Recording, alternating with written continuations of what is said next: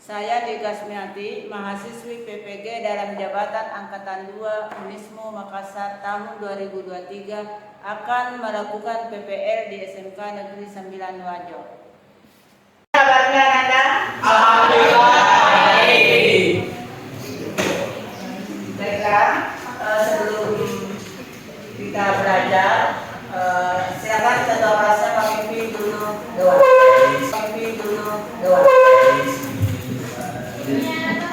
Seluruhnya Indonesia, sebelum belajar, marilah kita berdoa. Doa dimulai.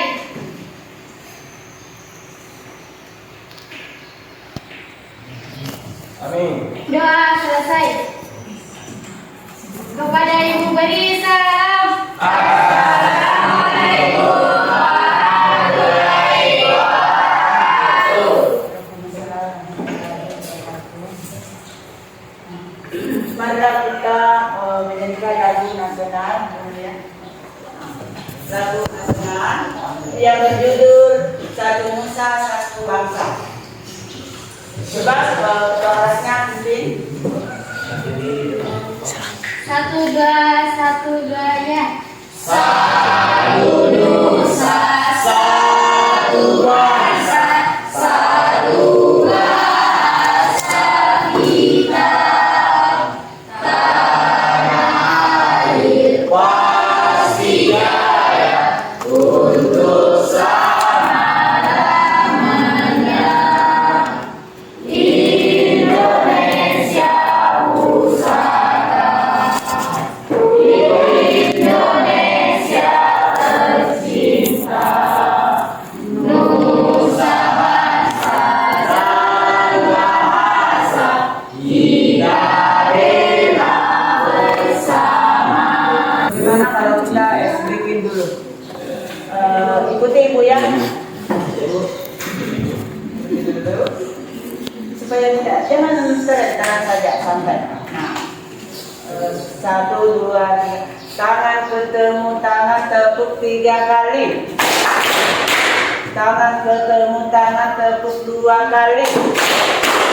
Tangan ketemu tangan tepuk 1 kali. Tangan ketemu tangan bilang hore.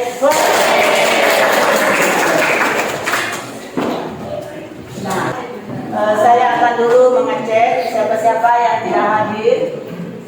Ambo Angka ada hadir? Anissa Hamsa, Hamdani, dan Akbar, Ada Bu. Pania, Bisnawati, dan 3 yang sudah hadir ya. Bapak Harun, ada Pak Harun?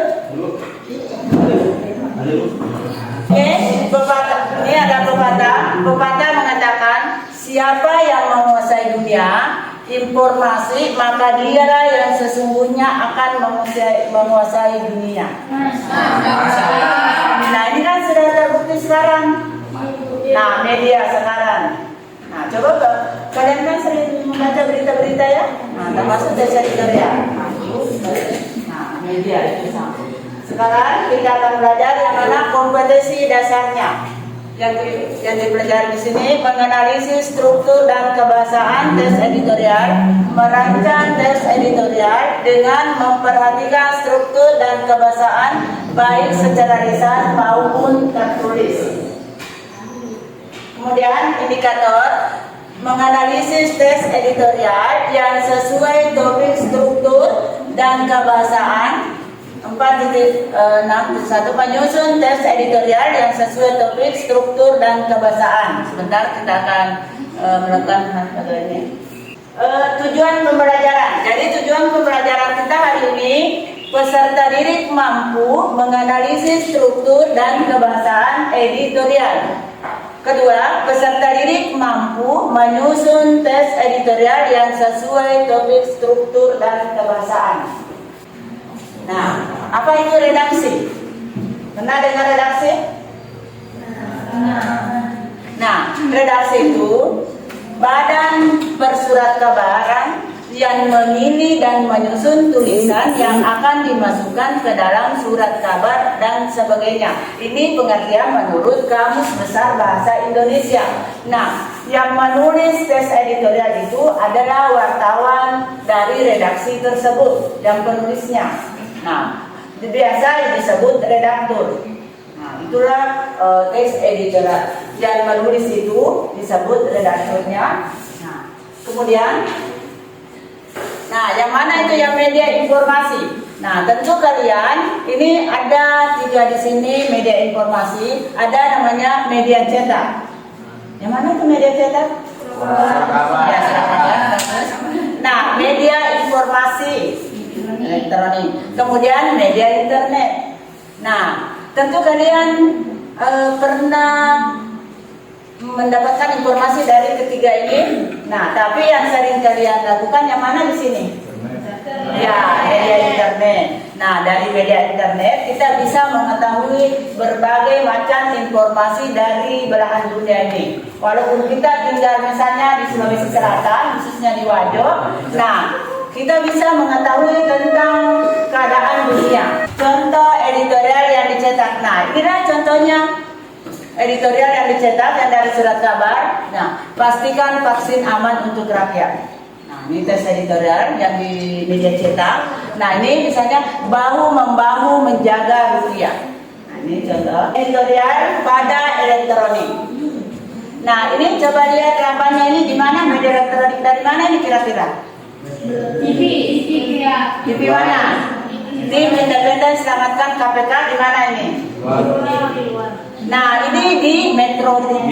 Inilah contoh daripada tes editorial pada elektronik. Contoh editorial pada internet. Nah, ini pernah Anda ini menggunakan ini? Nah, contoh editorial pada internet ini media Indonesia, ini editorial. Nah, ini semua. Ini contohnya. Nah, apa itu tes editorial? Coba bisa dibaca, Anda bisa baca? Artikel pertama yang ditulis oleh redaktor reaksi terhadap satu peristiwa. Nah, tes editorial adalah artikel utama yang ditulis oleh redaktur koran yang merupakan pandangan redaksi terhadap suatu peristiwa atau berita aktual sedang menjadi sorotan, fenomenal dan kontroversial, menimbulkan pendapat. Nah, itulah yang dimaksud teks editorial. Apa tujuannya tes editorial? Pertama, mengajak pembaca ikut merenung isu aktual yang diperbincangkan. Nah, apa sekarang yang diperbincangkan? Nah, itulah tujuan daripada tes editorial yang pertama, mengajak pembaca. Kemudian yang kedua, tujuan daripada tes editorial, ruang redaktur memberikan pandangannya terhadap isu. Itu tujuan daripada tes editorial. Kemudian yang ketiga, menggerakkan pembaca untuk tergerak, terlibat atau memahami lebih dekat terhadap isu yang sedang banyak dibicarakan. Nah, yang keempat, memberikan pemikiran atau mengajarkan penyelesaian masalah. Nah, inilah tujuan daripada teks editorial. Ciri-cirinya apa kira-kira? Tema yang aktual dan faktual. Apa itu aktual?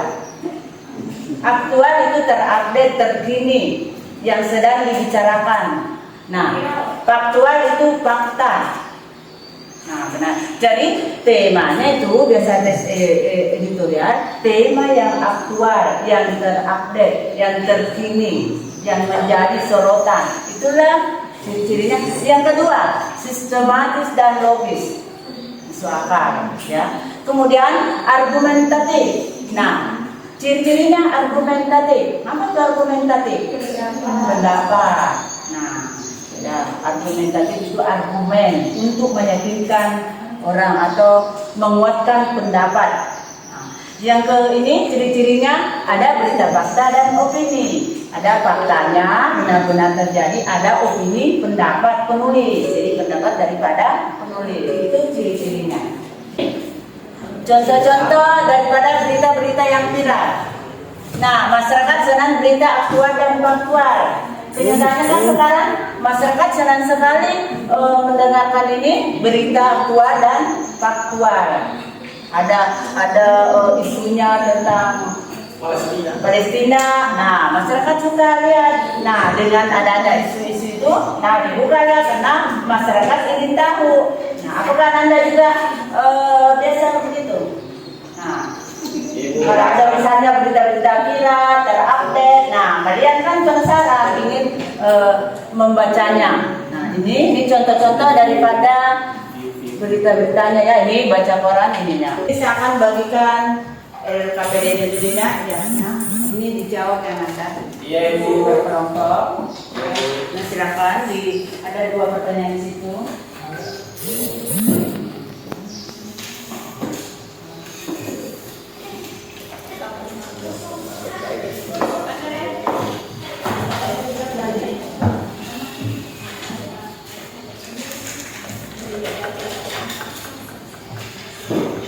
Sudah ada semua? Tulis di belakangnya. Ya, tulis nama kelompok.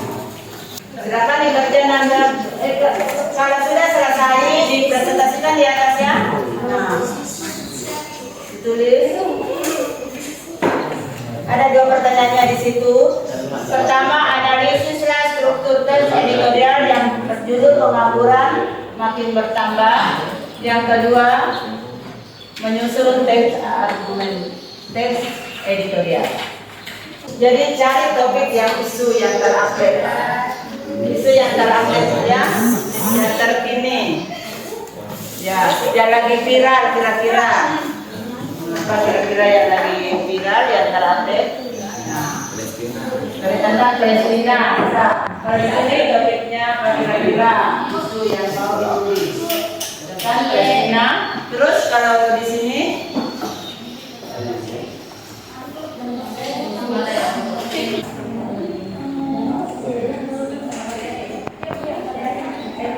ini apa isu sudah kalian gunakan?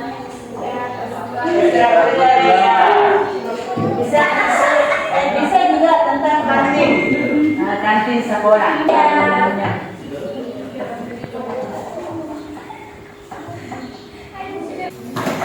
Silakan yang sudah selesai naik di atas. Nah, ada bisa 2 orang naik atau 3 orang teman-temannya. Suci dulu ya, silakan kalau Suci mau naik. Yang lainnya boleh menanggapi ya dari saran atau silakan.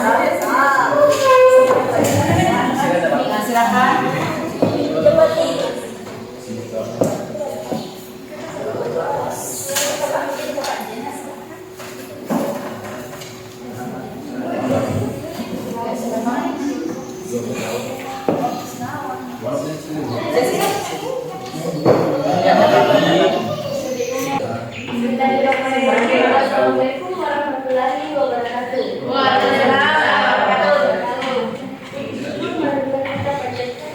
Allah Subhanahu wa Ta'ala atas segala nikmat dan hidayahnya sehingga kita dapat berkumpul di tempat yang sedemikian ini. Tak lupa pula kita kirimkan salawat serta salam kepada Rasulullah Muhammad SAW, Nabi yang telah membawa kita dari alam gelap menuju ke alam yang terang menjelang. Perkenalkan, nama saya Samsudina selaku moderator dan teman saya Suci Fatmalasari selaku komentari. Untuk mengefisienkan waktu, saya persilakan kepada komentari untuk memaparkan materinya. Baik, Assalamualaikum warahmatullahi wabarakatuh. Sebelumnya saya ucapkan banyak terima kasih untuk moderator karena telah memberi saya kesempatan untuk memaparkan hasil analisis struktur teks editorial yang berjudul dampak sosial e-commerce membuat UMKM anjlok. Baru-baru ini kita mungkin sudah tahu bahwa salah satu sosial e-commerce yaitu TikTok telah dihapus secara resmi oleh Menteri Perdagangan Indonesia dalam Peraturan Menteri Perdagangan Nomor 31 Tahun 2023.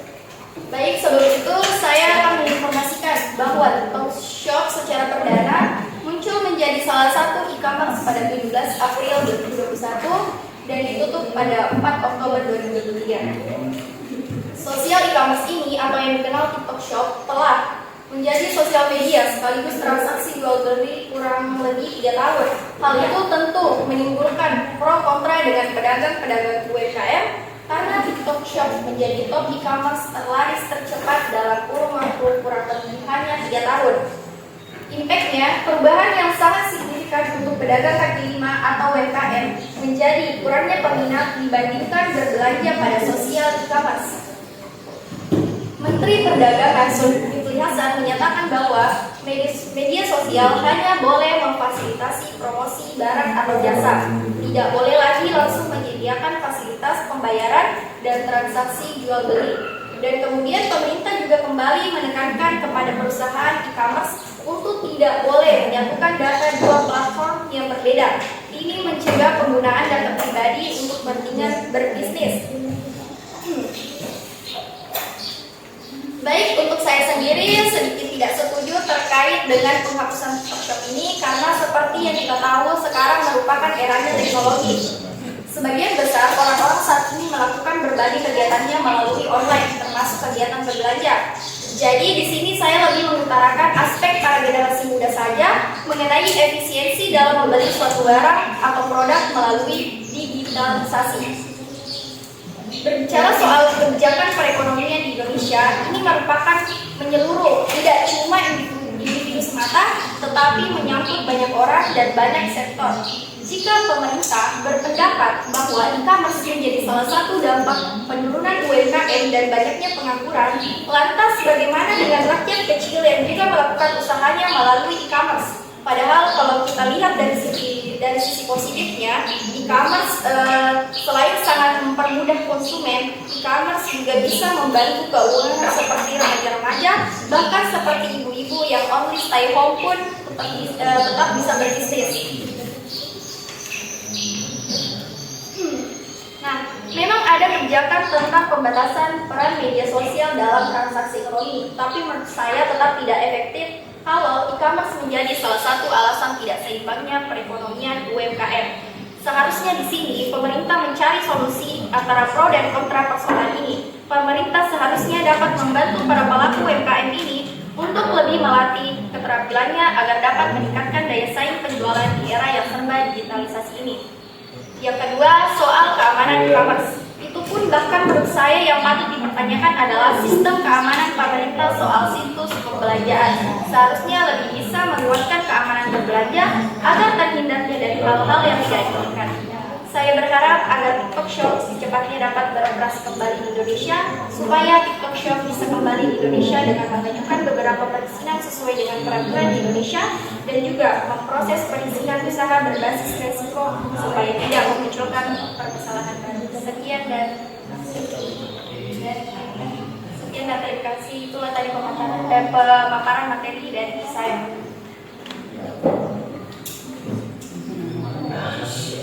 Selanjutnya kita beralih ke sesi tanya jawab, tapi sebelum itu saya ada membuka. Langsung saja dulu, ada yang ingin bertanya. Saya persilakan kepada pengamat.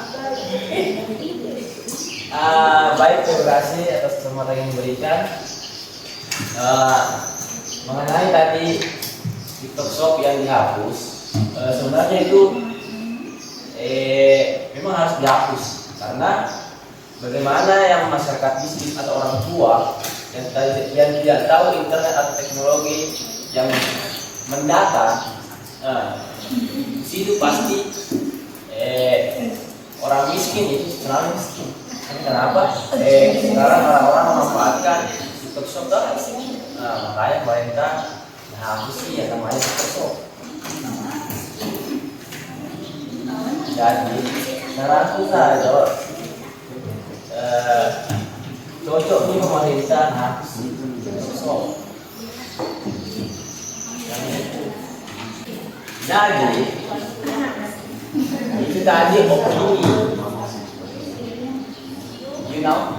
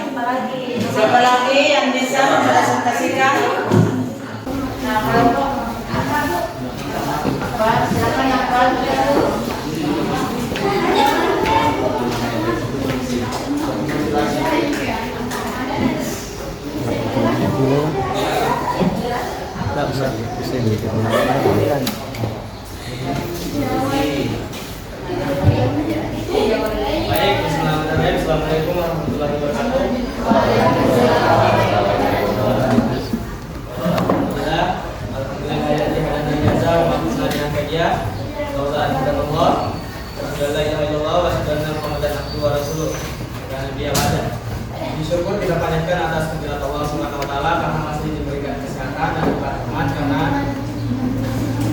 Mas sempat hadir untuk melaksanakan presentasi pada hari ini. Baik teman-teman, perkenalkan nama saya Muhammad Surya Fitro sebagai moderator dan teman saya Muhammad Akbar akan memaparkan materi diskusi kami. Langsung saja saya persilakan kepada pemateri untuk memaparkan materi. Baik, terima kasih kepada moderator. Tentu saja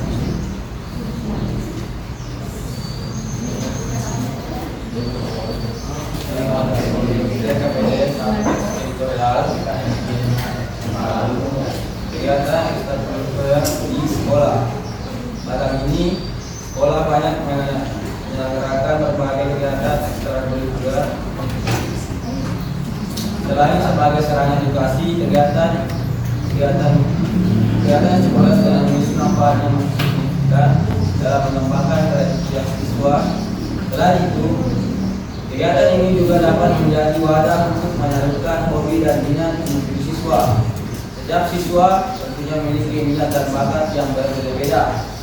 Oleh karena itu, sekolah memberikan banyak kegiatan ekstrakurikuler yang sesuai dengan minat para siswa, seperti karya ilmiah remaja masjid, basket, dan lain-lain sebagainya.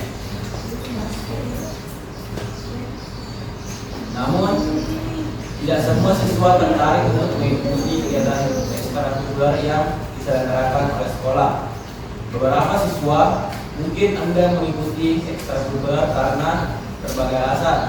Salah satunya adalah rasa malas karena merasa kegiatan tersebut tidak memberikan manfaat yang cukup.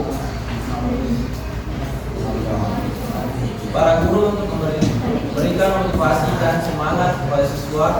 Tujuannya adalah agar siswa dapat mengembangkan bakat dan kreativitas mereka dengan baik. Guru dapat menerapkan berbagai cara seperti melakukan tes minat, bakat, dan kreativitas, sehingga keunggulan individual dapat dikembangkan dengan melalui kegiatan ekstrakurikuler. Kegiatan ekstrakurikuler bukan hanya tentang bersosialisasi dan interaksi antar siswa, tapi juga memberikan kesempatan kepada siswa untuk meraih prestasi di luar bidang akademik. Setiap siswa seharusnya menyadari manfaat dan keuntungan yang dapat diperoleh melalui kegiatan ekstrakurikuler ini. Baik, itulah pemaparan materi dari pemateri. Terima kasih saya ucapkan kepada pemateri atas materi yang saya paparkan. Baik, selanjutnya kami membuka forum diskusi. Jika ada dari materi kami yang perlu didiskusikan, silakan. Silakan dari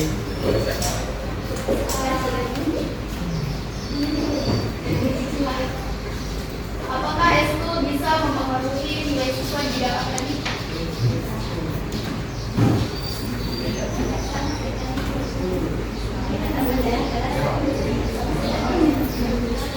Baik, saya akan menjawab pertanyaan dari sebenarnya itu tidak akan mengganggu sama sekali jika keterlambatan dari mengerjakan tugas itu dikerjakan pada saat kembali di sekolah. bagaimana saudari kerja Terus bagaimana solusinya jika misalkan ada kegiatan ekstrakurikuler yang bersama dan pelajari, terus ada juga kegiatan ekstrakurikuler yang harus kita laksanakan, bagaimana kita membagi waktu kita, mana yang kita pilih? Kalau menurut pengalaman diri sendiri ya, lebih pentingkan organisasi. Karena kenapa kalau ikut organisasi? Kan itu memang risikonya kau masuk ke organisasi. Kalau pelajaran itu kan setelah kegiatan ekstrakurikuler bisa dikerjakan di rumah. Sebenarnya tergantung dari siswa. Kalau sudah puas, Tapi apa namanya, kan nilai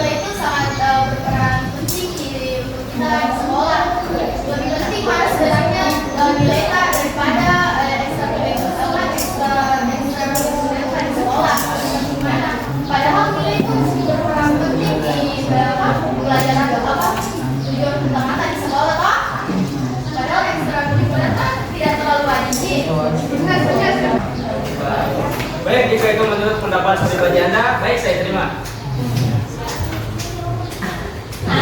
Baik, ada pertanyaan lain?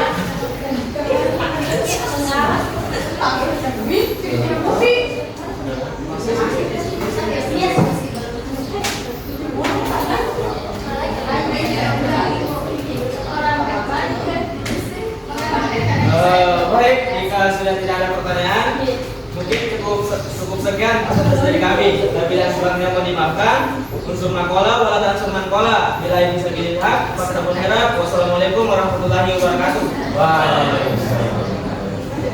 Sekarang kita belajar tentang tes editorial. Kalian bisa menyimpulkan, Anda bisa menyimpulkan pelajaran kita tadi. Siapa yang bisa menyimpulkan pelajaran kita tentang tes editorial? Bisa, Surya bisa menyimpulkan pelajaran kita yang dalam belajar. Baik Bu, para belajar Bu pasti lebih tahu tentang pembelajaran yang diberikan tadi Bu. Jadi lebih tahu apa itu teks. Nah, sekarang kesimpulannya pelajaran hari ini tentang tes editorial. Tes editorial mempunyai struktur. Struktur yang pertama ada apa itu yang tadi yang pertama strukturnya pernyataan tesis. Nah, pendapat. Yang kedua ada argumennya. Argumen itu alasan yang memperkuat daripada tadi pendapat. Nah, kemudian ada penegasan ulang. Yang kedua yang dari tes editorial ada ciri-cirinya. Ciri-ciri daripada tes editorial, tema, ada temanya kan aktual, teraktual. Nah, ini ada argumentatif, masuk akal, logis, bersifat fakta dan ini. Nah, semoga materi pelajaran ini bisa bermanfaat. Kalau memang Ananda passionnya untuk menjadi jurnalis, nah siapa tahu ada di sini passionnya untuk menjadi jurnalis atau wartawan, bisa menulis tes editorial yang terpercaya, yang tertajam. Nah, sebagai wartawan, ya. Nah, mudah-mudahan ada. Jadi sebelum saya tutup, mari kita berdoa masing-masing dalam hati.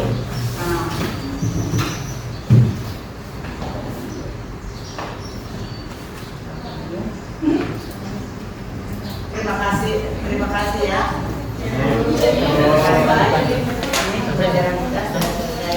Assalamualaikum warahmatullahi wabarakatuh.